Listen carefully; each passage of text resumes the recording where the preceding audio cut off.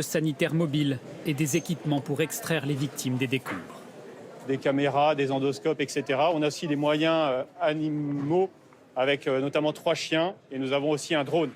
2 avions ont ainsi décollé de Roissy, un de Marseille. Mais plus largement, c'est toute la communauté internationale qui se mobilise, notamment au Moyen-Orient, où les rivalités sont pourtant nombreuses. Tous les pays en vert ont proposé une aide matérielle au Liban. Même l'Arabie Saoudite et l'Iran, hostiles l'un envers l'autre. Et même Israël, l'ennemi historique du Liban. Nous partageons la douleur des Libanais et proposons notre aide en cette période difficile, assure le président israélien. Symboliquement, l'hôtel de ville de Tel Aviv s'est allumé aux couleurs du drapeau libanais. Et ce jeudi sera notamment marqué par l'arrivée d'Emmanuel Macron à Beyrouth. Ce sera en fin de matinée. Le président de la République doit rencontrer les responsables politiques libanais. Il se rendra ensuite au port sur les lieux de l'explosion. Le chef de l'État qui, comme le peuple libanais, veut comprendre ce qu'il s'est passé mardi soir sur le port. Une enquête qui s'annonce d'ores et déjà délicate au vu de la corruption généralisée dans le pays. La question centrale désormais, qui sont les responsables de cette catastrophe qui va marquer, vous l'avez bien compris, le pays à jamais. Cédric Ferreira. Des années d'inaction et de négligence auraient conduit au drame, selon les premiers éléments de l'enquête. Par précaution, le gouvernement libanais a réclamé l'assignation à résidence des personnes responsables du stockage des 2750 tonnes de nitrate d'ammonium dans le port de Beyrouth.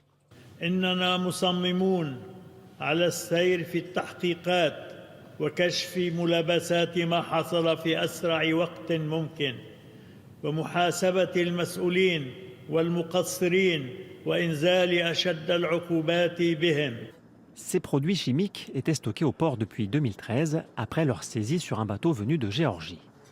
L'année dernière, la Sûreté de l'État a lancé une enquête après des plaintes répétées d'odeurs nauséabondes qui émanaient du hangar.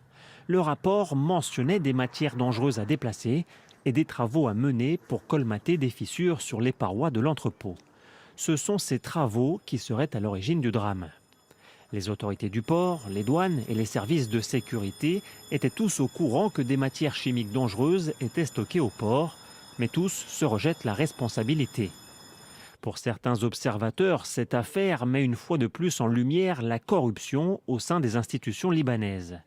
Des organisations civiles appellent même à éviter d'envoyer des aides financières au gouvernement pour résoudre cette crise, raconte cet expert. Si la communauté internationale veut aider le Liban, notamment dans ce moment dramatique que la ville de Beyrouth est en train de vivre à l'heure actuelle, il vaut mieux se diriger vers des ONG apolitiques plutôt que et d'éviter coûte que coûte le gouvernement, puisqu'on ne sait pas où est-ce que cet argent va aller. Donc.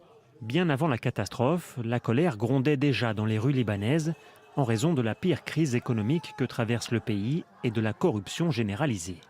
Une colère désormais exacerbée. De nombreux citoyens appellent au départ de l'ensemble des dirigeants du Liban, tenus pour responsables de cette explosion. Voilà donc pour cette page consacrée au Liban.